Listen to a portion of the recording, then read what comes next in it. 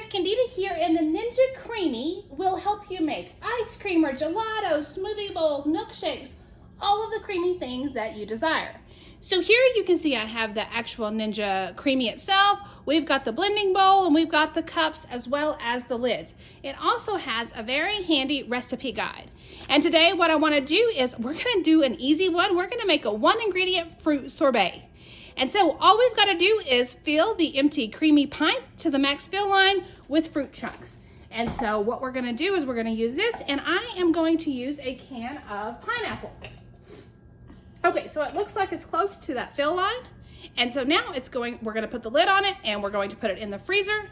And then I will be back momentarily when it's frozen. Okay, so our fruit has frozen for 24 hours and we are ready to make some sorbet.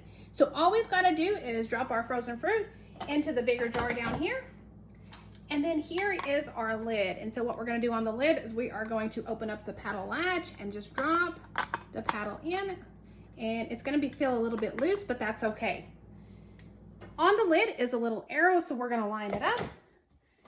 And it clicks when it goes in place. So now our Ninja's on, we've got it plugged in, we're going to turn it to the right, and once it locks, what we want to do is we want to continue to spin it to the right until it locks in place, and then our options are available. So I'm going to go ahead and press sorbet.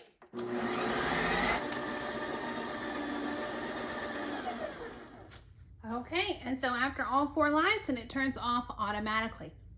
What we want to do is we want to press the lock button over here, and we're going to take it off, and now we're going to check it out and see what it looks like.